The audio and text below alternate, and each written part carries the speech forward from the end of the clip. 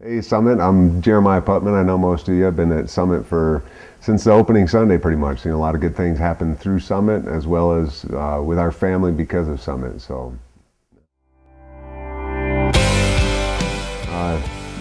it's kind of like a tipper, and I think unless you're raised in the church, it's a pretty natural thing to do. Unless tithing has been a big part of your faith and growing up, pretty natural, you throw a few bucks in the basket as it goes by, and that's the spot I was in. You had given a sermon one day about the power of tithing and about how God has it said, test us on this, and it really just kind of got the gears turning. And then I was talking to a friend who was telling me how he had faithfully tithed for a very long time, and ever since he started, he never had the fears and the worries and all the things that can be so easily attached to finances had no longer existed. Basically, he'd seen some amazing financial breakthroughs because of tithing, so it definitely wasn't. I'll change my mind about tithing, then I'll start tithing. It was I'll tithe out of faith, and that's what changed my mind about it. It's funny because when I started tithing, it then became I was dutiful about it, and I know we get to a point, I think, where we do it out of a worshiping heart. I don't think necessarily that's the first tithe check. It was a dutiful thing for the first couple. Like I said, I'm going to do it, so I'm going to do it. And then within a couple of weeks, there was a lot less worry about work all of a sudden, and I wasn't wondering what I was going to be doing next month, and I wasn't wondering what I was going to be.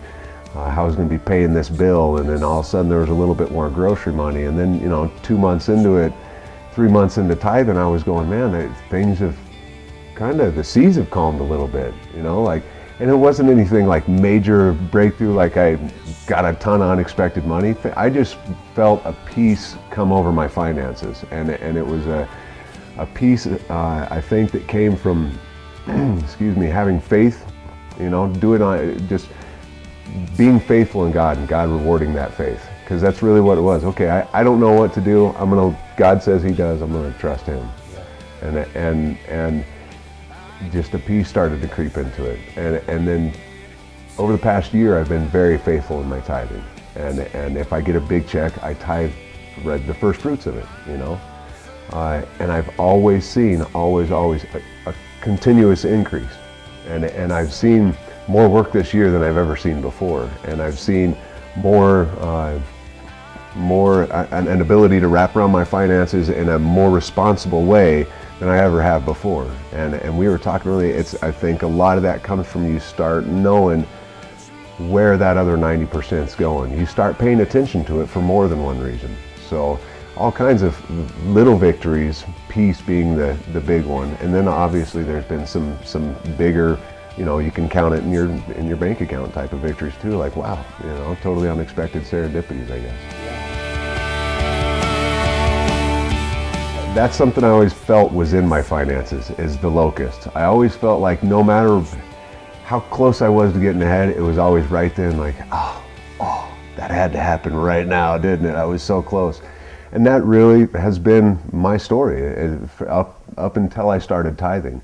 And that was, in retrospect, it has been probably one of the biggest blessings, because I've always, like you're saying, I'm waiting for that other shoe to drop. I've been waiting for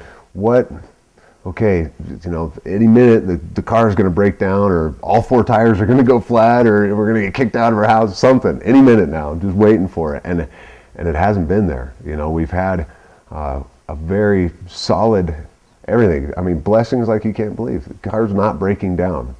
That's the first, and it's those locusts not taking your crops, and I have firmly full faith in that, and that's one of the serendipities.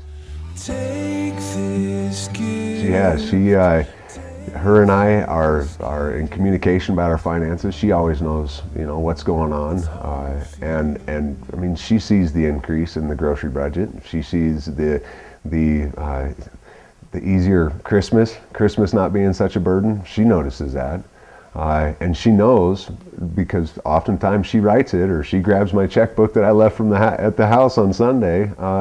She knows that we tithe faithfully, and And we're definitely in cahoots and agreeance and total faith that that has everything to do with why we're at where we're at. Very much so. I would say you'll probably, you won't feel like you can afford to tithe first. You know, I didn't. Don't expect it, I guess.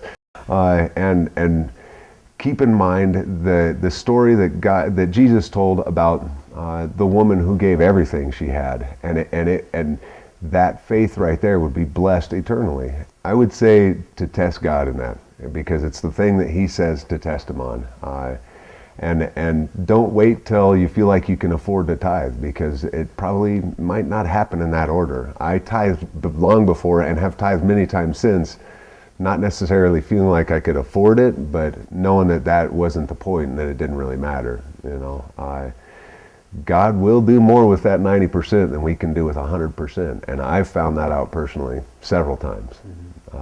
I would say, try it. Test Him in that. Absolutely do it. There's a tithe guarantee. Wayne always says it. There's a tithe guarantee, man. And I've yet to meet anybody that was an exception to that rule.